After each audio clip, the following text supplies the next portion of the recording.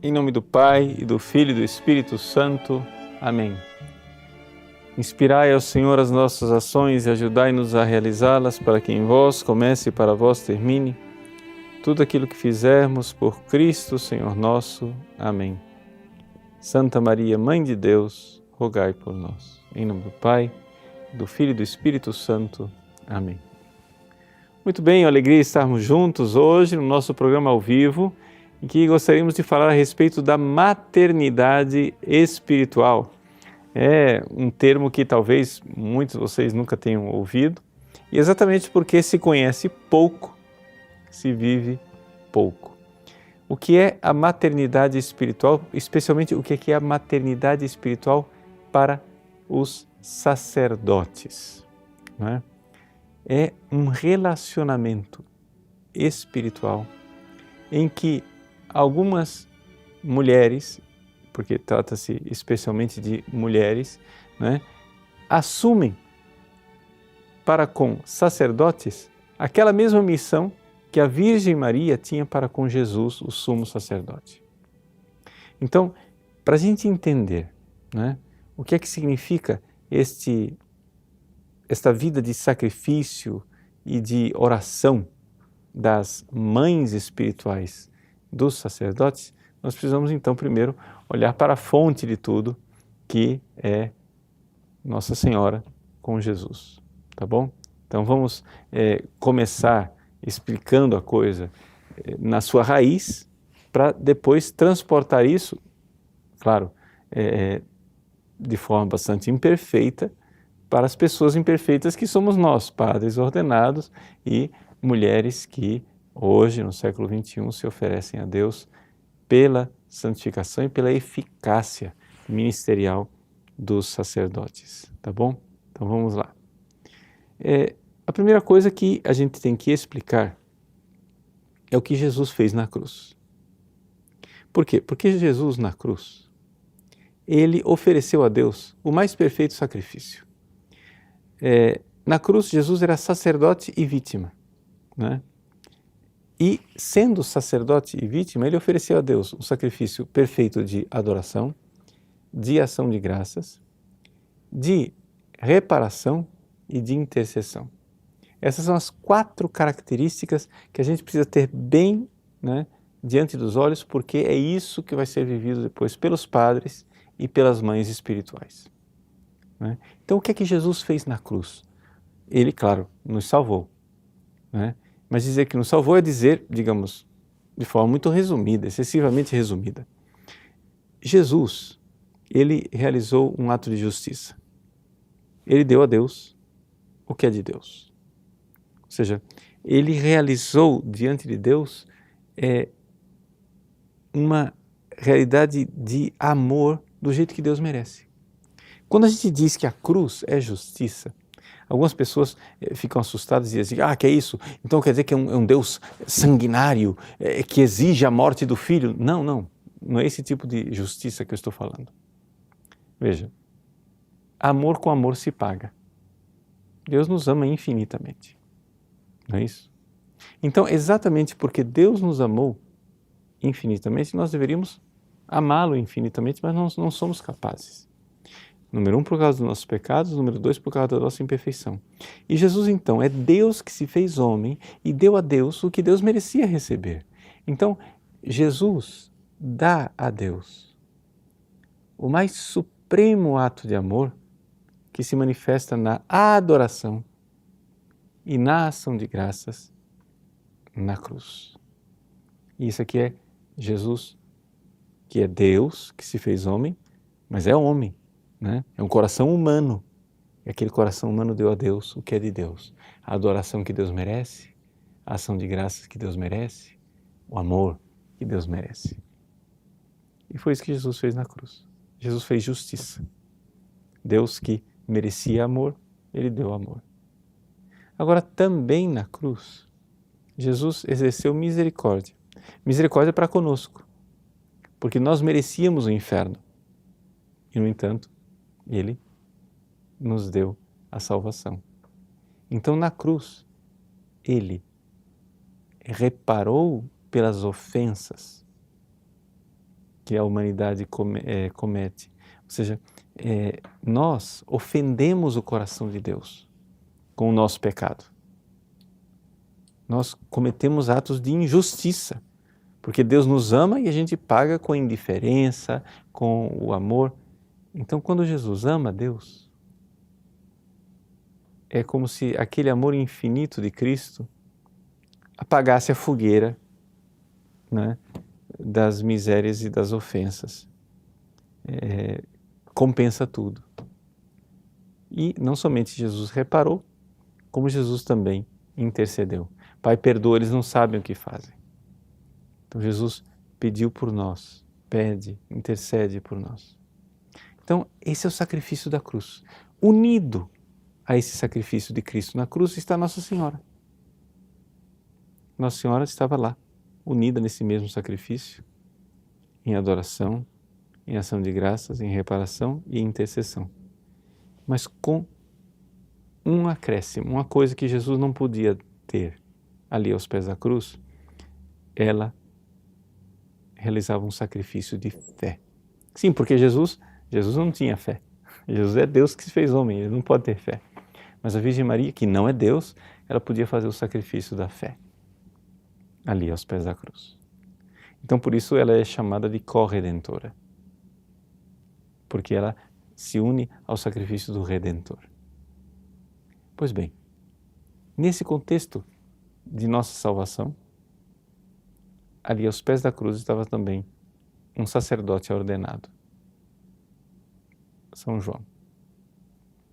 E Jesus, não tendo nada melhor para entregar a esse sacerdote, deu a São João, sacerdote ordenado, a sua mãe, a Virgem Maria, para que ela, né, recebesse na pessoa de João todos os apóstolos, porque claro, Jesus não entregou São João a Maria e Maria a São João simplesmente num gesto privado, não, João ali representa todos os apóstolos e toda a igreja e toda a humanidade.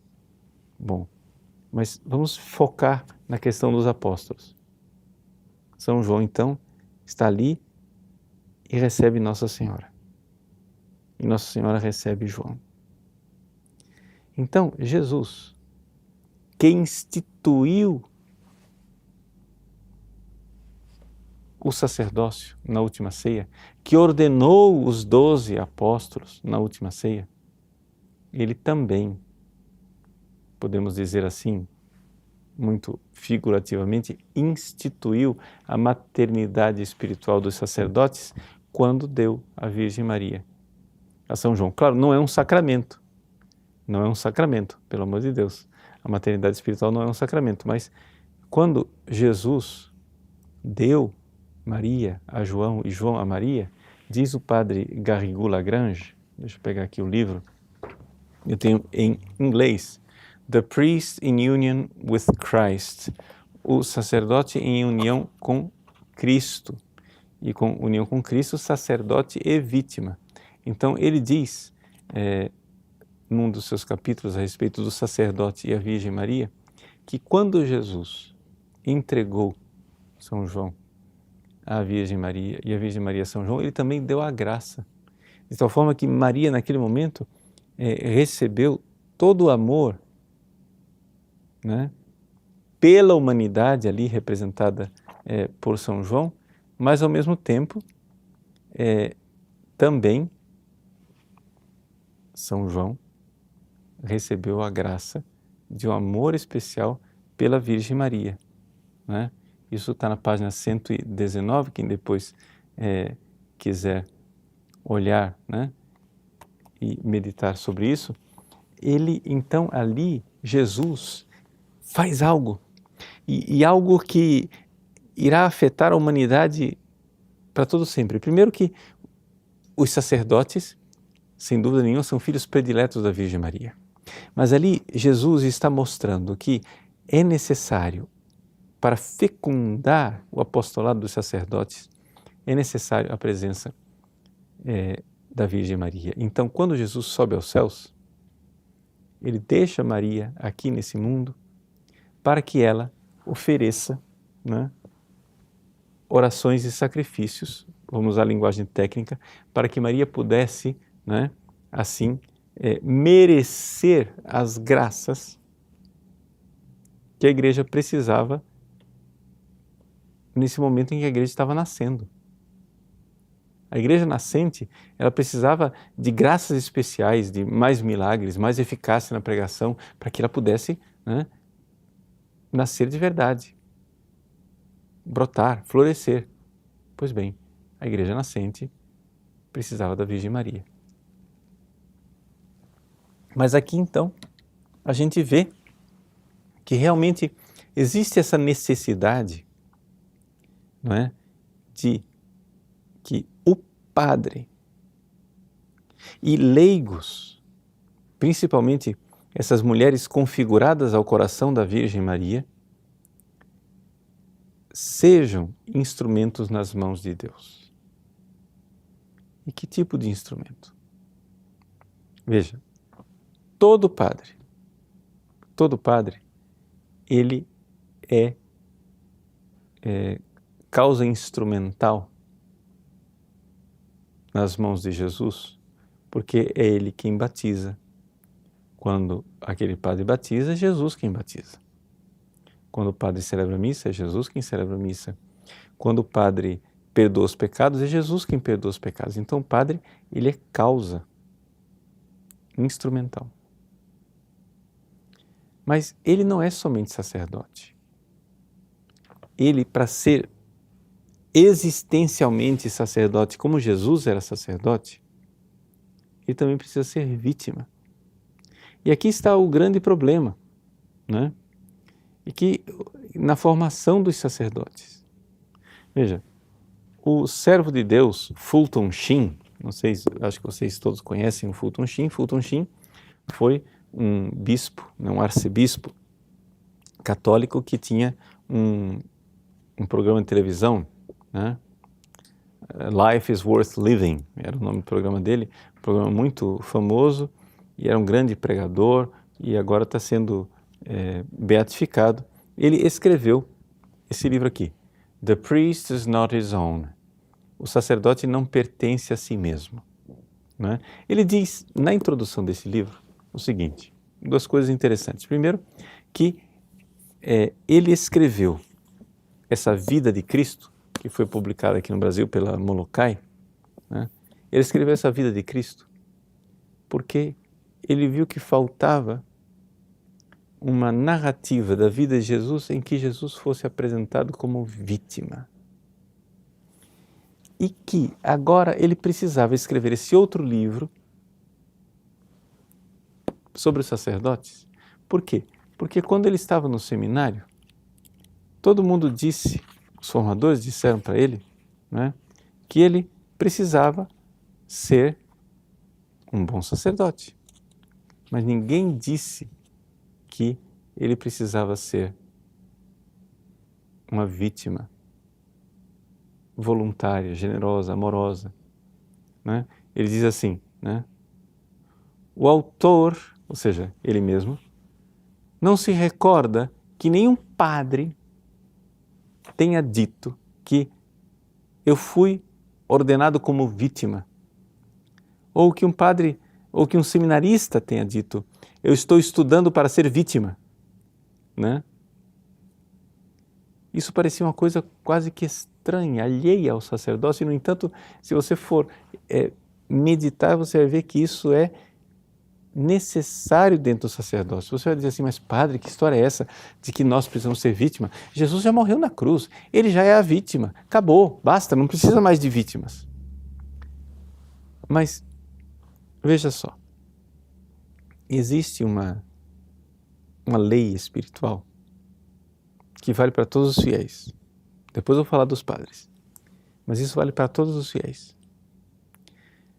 Se você realmente tiver uma vida espiritual e você, no fundo do seu coração, compreender que Jesus foi vítima de amor por você,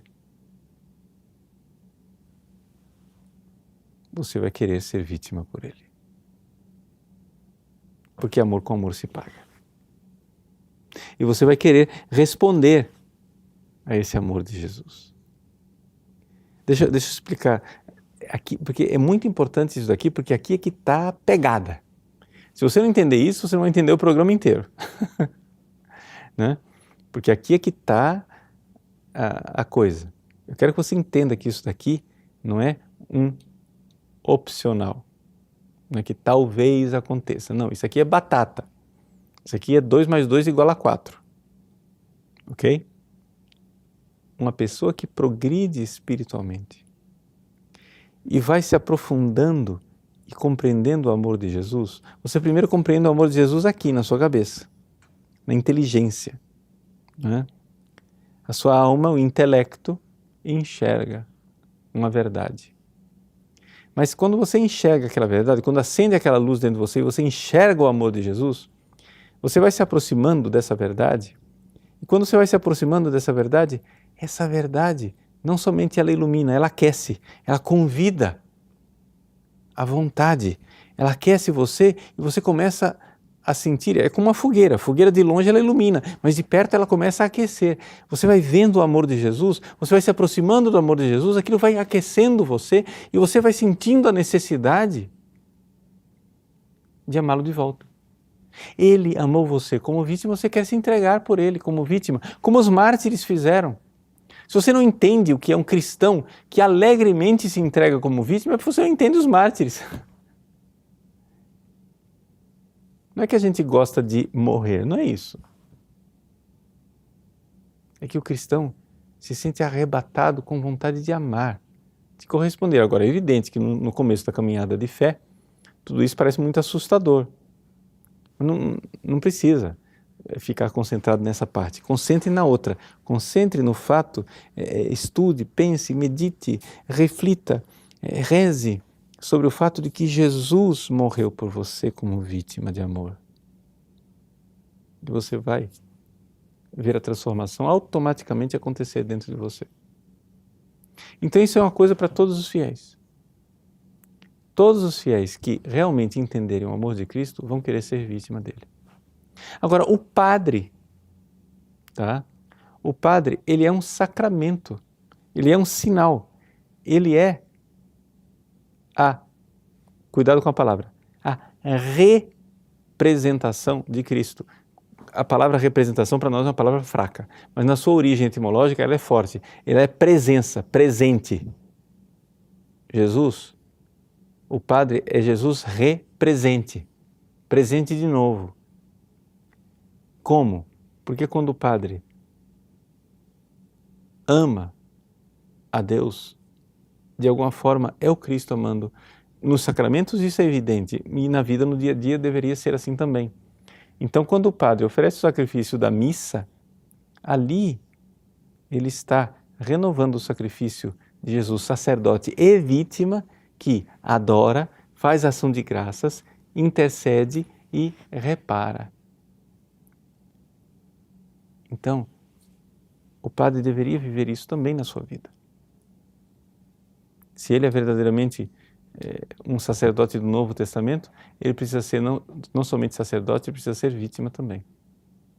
Então Fulton Sheen tem razão quando ele reclama que os padres não estão sendo formados o suficiente. E veja que ele foi formado antes do concílio, ninguém aqui coloque a culpa no Concílio Vaticano II. Antes do concílio já tinha uma coisa muito errada. Né? E aí a gente compreende por que é que teve aquela debanda de padres depois do Concílio Vaticano II, né? Entre 1965 e 1975, né? Uns 15 mil sacerdotes deixaram o ministério. Tinha alguma coisa profundamente errada na formação dos padres já antes. Já antes. Porque se você enfatiza só a parte do sacerdócio, sem essa realidade de que o meu sacrifício me entrega, né? Ou seja, por que nós usamos batina preta? Porque, claro, a batina preta é uma mortalha. Eu fui reitor do seminário durante 15 anos.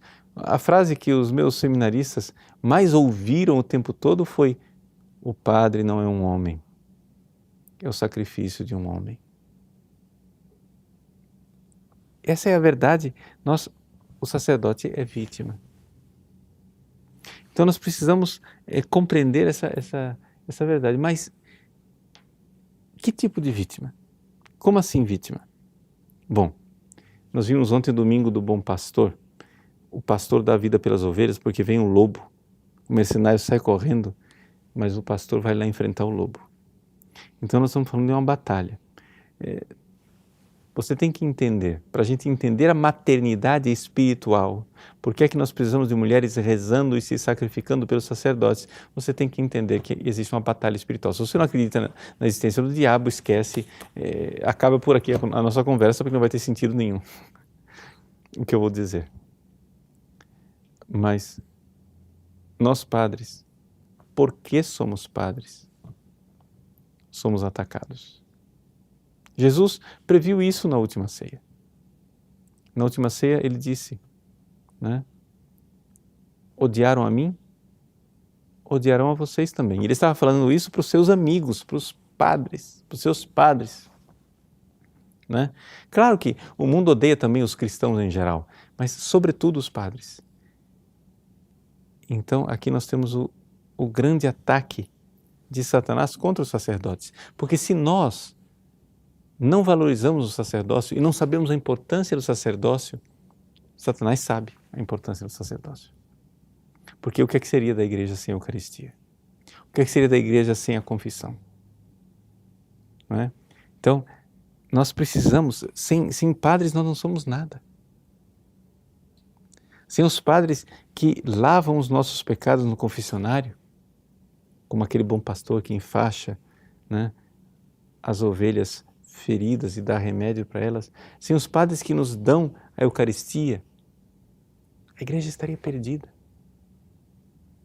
Então nós sacerdotes somos atacados.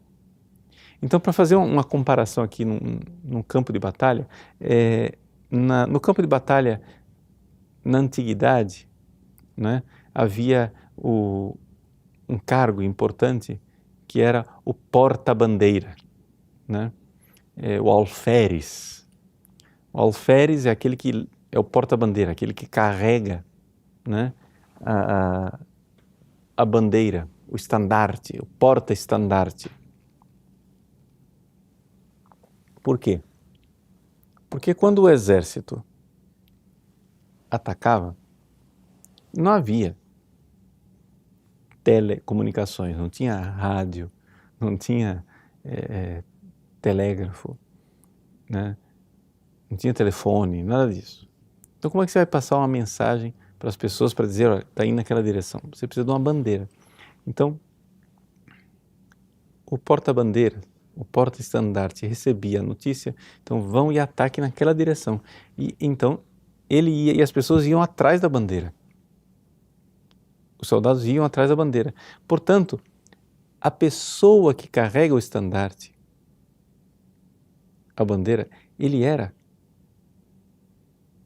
o soldado mais valente e também era rodeado dos mais valentes.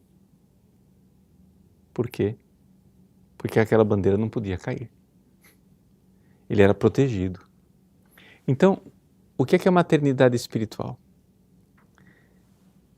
Na batalha que a igreja vive, o padre é o estandarte.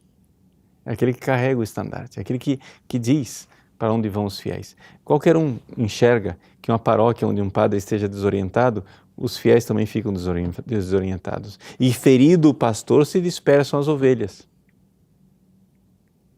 Então, o diabo vai e ataca os sacerdotes. Então nós precisamos de pessoas que rezem, que ofereçam os seus sacrifícios, que estejam ao redor do padre, não é? Para que o padre seja protegido, não é?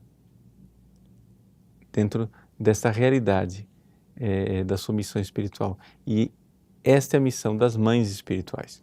Mas ainda não vou falar das mães espirituais especificamente. Vamos em frente. Então vamos ver o padre.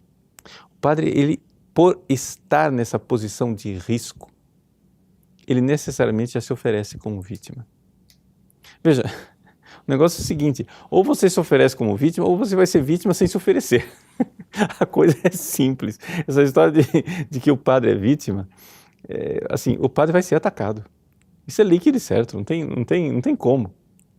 Então, ou você faz isso voluntariamente, né, amorosamente, para que isso tenha um efeito espiritual, ou você vai ser atacado e vai ser vítima sem querer.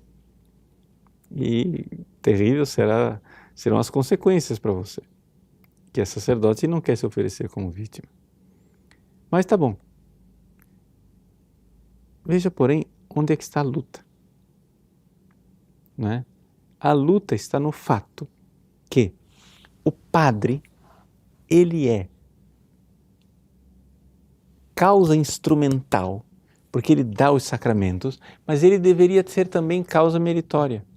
Porque São Paulo diz, eu completo no meu corpo aquilo que falta à paixão de Cristo. Quer dizer o seguinte, que Jesus mereceu a nossa salvação, mas ele também mereceu para nós a graça de nós podermos merecer.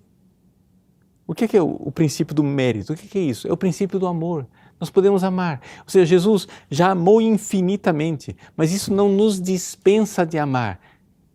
Ao contrário, Jesus nos amou infinitamente e nos amou tanto que Ele nos deu a graça de nós podermos amar também. E amar é eu me oferecer em sacrifício. Quando você se sacrifica pelas outras pessoas, você está amando. Aí você diz, padre, eu não tenho força, eu não consigo. Sim, mas aí que está.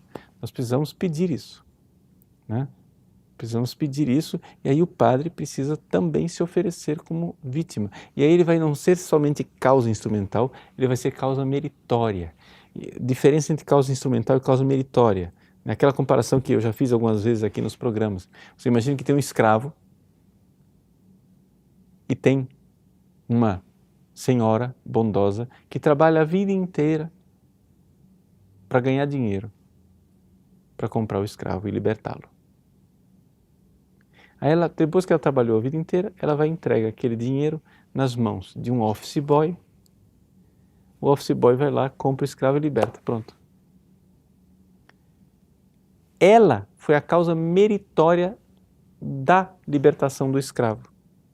Ela mereceu com o trabalho dela a libertação do escravo.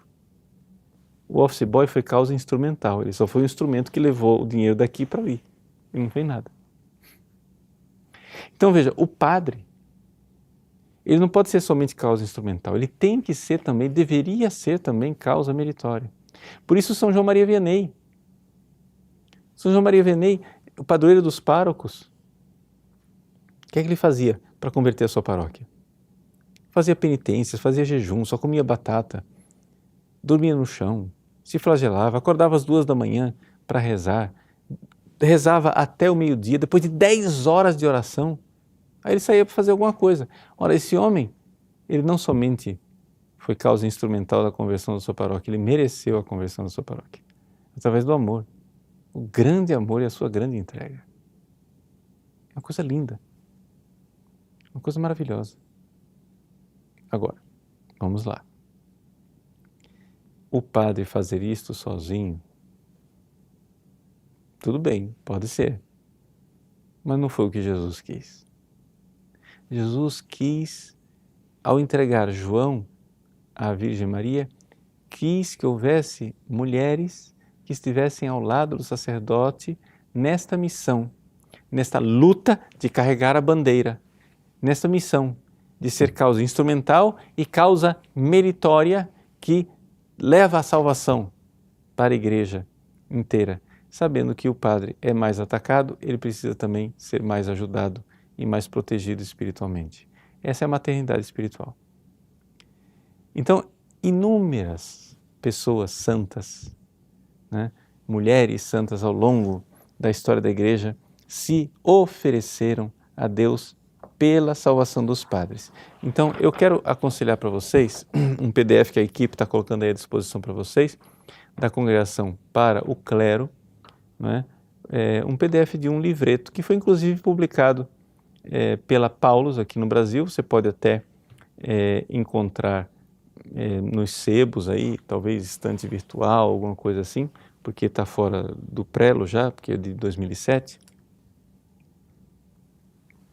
Um livrinho que foi apresentado pela Congregação do Clero, na época que era Dom Cláudio Rumes, que era o cardeal perfeito da Congregação do Clero, e o Dom Mauro Piacenza, que agora é cardeal, na época era o secretário. Ali eles explicam, chama-se Adoração Eucarística pela Santificação dos Sacerdotes e Maternidade Espiritual. Ou seja, é a coisa de pessoas rezarem mesmo pela santificação dos sacerdotes e a maternidade espiritual dessas mulheres que se oferecem pelos sacerdotes. Ali você vai encontrar vários exemplos de mulheres que se ofereceram na maternidade espiritual pelos sacerdotes. Para não ficar aqui na teoria, então eu vou falar de uma mulher bem específica, que é a Conchita. Quem é Conchita? O nome dela é Maria da Conceição, que o apelido mexicano, né, é Conchita. Conchita é o apelido carinhoso de Conceição, né? Maria Conceição Cabrera de Armida. Nesse livrinho aqui, que é publicado pela gráfica editora América, Conchita Maria Concepción Cabrera de Armida, O Segredo, Renovação da Igreja e do Mundo, um amor apaixonado, uma confidência de ternura e amor. Né? São pequeninos trechos dos escritos de Conchita, que eu já vou dizer quem ela é, que foram publicados. Nessa publicação aqui eu só quero dizer o seguinte, que está escrito aqui no título que ela, Maria Concepción Cabrera de Arminda, não é Arminda, é Armida, sem N. Tá? Quem foi Conchita? Conchita foi uma mãe de família, já coloco aqui para ficar bem claro que essas mães espirituais elas podem ter qualquer estado de vida. Podem ser virgens consagradas, podem ser mulheres solteiras, podem ser mães, podem ser viúvas. A Conchita era uma mãe de 9 filhos. Ela casou-se com o seu marido, que chamava-se Francisco Pancho, né? o apelido. Casou-se com Pancho, teve 9 filhos e ela foi assim agraciada por revelações de Jesus que falava muito a ela. E essa mulher escreveu tanto que o volume dos escritos dela, em número de páginas, né, é igual ao volume escrito por Santo Tomás de Aquino. Você tem ideia que é uma biblioteca, um negócio absurdamente grande. E o que é interessante, os filhos dela nunca viram ela escrever. Ela escrevia no quarto, escondida. No entanto, a mulher escrevia e Jesus falava com ela e não parava de falar. Bom, ela, você diz assim, padre, mas ela amava tanto Jesus, por que ela não se fez religiosa? Olha que lindo. Ela disse assim, Jesus, eu não dou conta de amar. Eu não vou conseguir vos amar como mereceis ser amado. Portanto, Senhor, eu irei me casar para que os meus filhos vos amem. Ela pretendia que os filhos dela amassem Jesus com maior generosidade e com maior perfeição do que ela mesma. Então ela resolve ter filhos numerosos. E teve 9 filhos. Nesse processo, porém, Jesus foi revelando que os filhos que ela precisava realmente ter eram sacerdotes. E ela começou então a rezar pelos sacerdotes e se oferecer pelos sacerdotes. Né? Eu não vou aqui entrar em detalhes das as visões e revelações específicas da vida de Conchita, que vocês podem depois procurar. Tem inclusive vídeos no YouTube, em espanhol, claro, né, feitos lá no México, porque ela foi usada por Deus para criar 5 obras, ou seja, inclusive congregação religiosa de mulheres, congregação religiosa de homens, né, que ainda existem, tem vocações lá no México. para realizar essa obra espiritual da santificação dos sacerdotes, através do mistério da cruz, do oferecimento de si no mistério da cruz. Então, Conchita se ofereceu pelos sacerdotes. E um dos filhos dela foi sacerdote, né? E ele escrevia para ela, porque ele, exatamente como sacrifício, ofereceu a Deus o sacrifício de nunca mais voltar para sua família, ficou na Europa. Ela escrevia para o seu filho, só pôde ver esse filho sacerdote por breves momentos antes de morrer, né? Mas ela escrevia para os filhos e o filho dizia para ela: mamãe, me ajude a ser um padre verdadeiro, um sacerdote verdadeiro. Por quê? Porque o coração dela era um coração sacerdotal. Aqui é importante muito cuidado com as palavras, porque ela não foi, evidentemente, essas almas, as almas das mães espirituais, elas não foram agraciadas com a ordenação sacerdotal, mas foram agraciadas com um coração sacerdotal. Então, quando você pega esse livrinho aqui da Conchita, ela tem palavras assim, por exemplo, abri por acaso aqui, página 183, né? Um sacerdote que dá a vida para cumprir o seu dever, eu dou a coroa dos mártires. Isso é Jesus falando para ela, né? Não quero imprudências, nem sacrifícios, nem falso zelo, e sim amor, amor, amor. Então, Jesus dizendo que quer amor no coração dos sacerdotes. Então, são essas palavras, né, de Jesus a Conchita a respeito dos seus filhos espirituais sacerdotes, aos quais ela se entregava. Abri de novo aqui, página 141. Já falei precedentemente que um sacerdote não pode chegar ao céu sozinho, mas deve ser acompanhado daquelas almas, olha aqui que providência né? Daquelas almas que eu confiei sobre os seus cuidados, a fim de que, por seu meio, se santificassem. Então, um padre não vai para o céu sozinho. Se ele tem ovelhas, ele tem que entrar no céu com as ovelhas que Deus confiou a ele, né? Por isso é necessário que os meus sacerdotes me amem mais do que todos e que deles se aproximem, os que deles se aproximam e que estão sob a sua responsabilidade. Quanto mais me amarem, mais serão transformados em mim. Tanto mais serão também as almas que eu os confiei, mais me glorificarão. Tanto mais será a glória que essas me darão, em tanto mais o Pai as amará. E assim por diante. Essa é a Conchita. Tem essas... Ou seja, uma mulher, mãe de família, eu fiz questão de pegar esse exemplo, ela é serva de Deus, né? Já foi reconhecida as suas virtudes heróicas e está num processo de beatificação, né?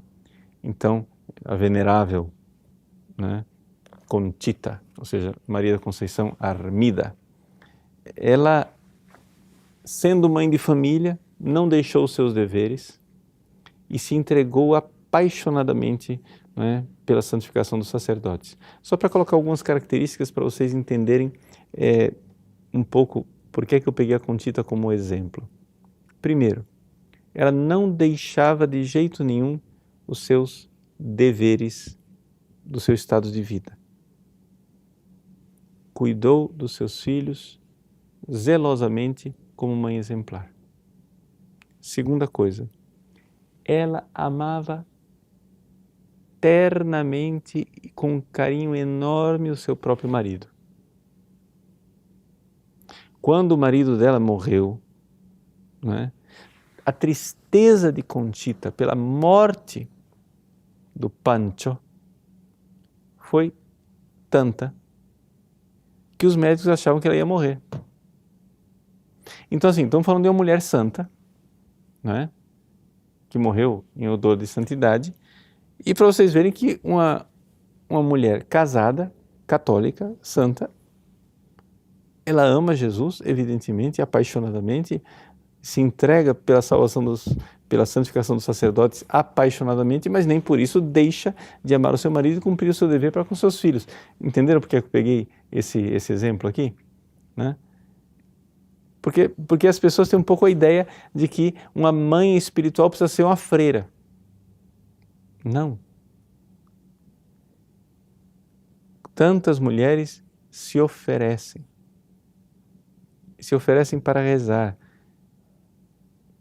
rezando terços, fazendo adorações, oração íntima e pequenos ou grandes sacrifícios, conforme Deus inspirar a cada um e conforme for a vocação de cada uma.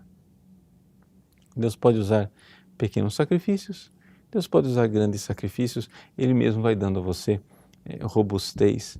Mas é importante que nós tenhamos essas associações, que os padres organizem, né?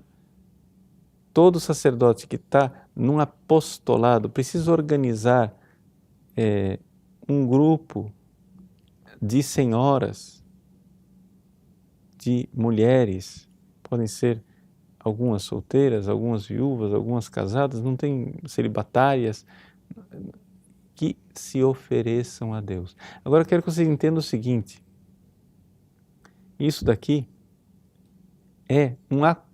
essas mulheres, elas acompanham o sacerdote com o coração todo ele configurado ao coração de Maria. Isso quer dizer o seguinte, acompanham um pouco de longe, como a Virgem Maria, que acompanhava o ministério de Jesus. Né? Ou seja, estava junto, mas ao mesmo tempo ela não fazia parte do círculo íntimo dos apóstolos. Eram aquelas santas mulheres que acompanhavam Jesus, como fala o Evangelho de São Lucas. E através dessa entrega, através dessa oração, vai se criando uma maternidade espiritual, porque através da oração e dos sacrifícios, essas mulheres vão gerando o coração sacerdotal desses padres. Então é um só corpo, nós somos um só corpo, gente. Isso é muito importante. Então assim, os padres organizem, os leigos organizem isso. E por que é que eu falo tanto de mulheres? Porque trata-se de um coração claramente configurado ao da Virgem Maria, né?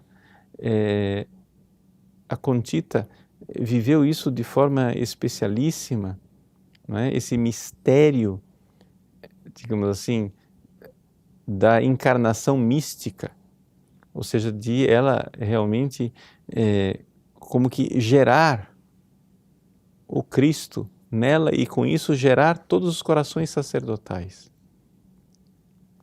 e de se sentir mesmo mãe. Então é interessante a gente notar que existe nestas mulheres, como você pega, por exemplo, Santa Teresinha, ao mesmo tempo que ela se sente irmã, se sente mãe dos sacerdotes. Você pega as cartas de Santa Teresinha para o padre Adolfo Roland ou para o seminarista Maurice Bellière, você vê claramente como ela rezava e se oferecia, ela vivia a sua vocação carmelita, sabendo que no apostolado e na vida sacerdotal daqueles homens, ela estava salvando almas. E é por isso que Teresinha foi proclamada como padroeira das missões. Uma mulher que vivia numa clausura atrás das grades, como padroeira das missões. Porque ela sabia que o seu sacrifício e a sua maternidade espiritual gerava almas sacerdotais que estavam salvando almas no mundo inteiro. Essa é a beleza do corpo de Cristo. Essa é a beleza de sabermos que nós somos um só corpo. Tá bom? Então, que no sacrifício que o Padre oferece de sua vida, ele não está sozinho. Mas nós somos esse corpo, né? Esse corpo místico de Cristo, em que, claro, mães espirituais que já estão no céu, como a Virgem Maria, Santa Teresinha, Conchita, nos acompanham porque se ofereceram por nós e continuam a interceder por nós, mas também outras mães espirituais aqui nesse mundo rezam, se oferecem, se sacrificam e fecundam o sacerdócio, né? Quantas e quantas vezes, por exemplo, quando eu visito os mosteiros carmelitas, né? Os carmelos, eu digo para aquelas monjas que nós somos um só corpo e que o meu apostolado aqui no site depende, né, verdadeiramente, diretamente do sacrifício que elas fazem. Então, assim, é uma coisa tão bonita, porque é interessante que o padre, para essas pessoas, ele é pai espiritual e ao mesmo tempo é filho. E essas mulheres são mães espirituais e ao mesmo tempo filhas. É a beleza dessa família espiritual, né, que tem toda essa riqueza de relacionamentos que não dá para enquadrar dentro daquilo que são as funções de uma família biológica. Então, quero aqui deixar essa mensagem desse programa para vocês, pedindo mesmo que vocês se organizem, façam, né? Que tenhamos muitas mães espirituais que não somente rezam, porque eu sei que muitos de vocês já rezam, mas não é só questão de rezar, é questão também de se oferecer, né? Oferecer sacrifícios pequenos, grandes, conforme Deus foi inspirando, vá oferecendo pela santificação e pela eficácia do ministério dos sacerdotes. E aí, o que é que essas mulheres vão fazer concretamente? Aquelas 4 coisas que eu falei no início do programa. Primeiro é necessária a adoração. Então, bem concretamente, né, as mães espirituais precisam fazer adoração no Santíssimo Sacramento, estar presente junto a Jesus, porque os próprios sacerdotes precisam também estar junto do Santíssimo Sacramento. Neste sentido, essas adorações, né, é o ideal que elas sejam feitas sempre, mas sobretudo, os sacerdotes deveriam estar, se dedicar a um tempo de adoração na noite de quinta para sexta-feira, todas as semanas, seria o ideal, né? Nesse sentido, os cônegos, né, da Santa Cruz, né, a Ordem da Santa Cruz, junto com a obra dos anjos, Opus Angelorum, eles são exemplares nesse sentido de fazer todas as quintas, né, e sextas-feiras a Passio Domini, acompanhando Jesus, né, na sua paixão no Horto das Oliveiras, pela santificação dos sacerdotes. Isso também é um sacrifício, porque fazer uma vigília, muitas vezes quando nós temos um dia de trabalho e estamos cansados, né, também isso aí, mas é importante que os sacerdotes, né, façam essa adoração, também eles, reclinando sua cabeça no peito de Jesus, como São João o fez na última ceia. E, além da adoração, a ação de graças. Porque, claro, Deus concede tantas graças de conversão e essas graças precisam ser agradecidas. Nós não podemos ser ingratos.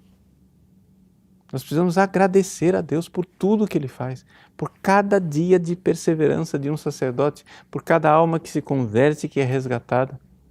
Nós precisamos agradecer a Deus, agradecer muito. Terceira coisa, precisamos reparar. Reparar quer dizer o quê? Vejam, se é verdade que os sacerdotes são filhos prediletos de Deus, também é verdade que o pecado dos padres ofende a Deus muito mais do que o pecado de qualquer outra pessoa. Então, os pecados dos sacerdotes precisam ser reparados. Nós precisamos oferecer sacrifícios em reparação pelas ofensas feitas ao coração de Jesus, ao Imaculado Coração de Maria, a Deus, né, pelos pecados dos sacerdotes. E, finalmente, a intercessão, né, que é uma coisa que já muita gente faz e continue fazendo, pelo amor de Deus, de interceder pelo ministério dos sacerdotes. Então, adoração, ação de graças, reparação e intercessão. É isso que Jesus fez na cruz, é isso ao qual se associou a Virgem Maria no seu sacrifício de fé. É isso que precisamos fazer também nós, sacerdotes, e o fazemos em todas as missas, mas unidos também a essas mães espirituais que devem fazer isso no seu dia a dia. Tá bom? Muito obrigado por você ter vindo aqui hoje nesse programa ao vivo e poder hoje dar a você com muita alegria essa bênção, de tal forma que você agora se sinta inspirado mesmo a se entregar a Deus pela santificação dos sacerdotes. Pela intercessão da Virgem Maria, Mãe do bom pastor, nosso Senhor Jesus Cristo, sacerdote e vítima. Abençoe-vos o Deus Todo-Poderoso, Pai e Filho e Espírito Santo. Amém.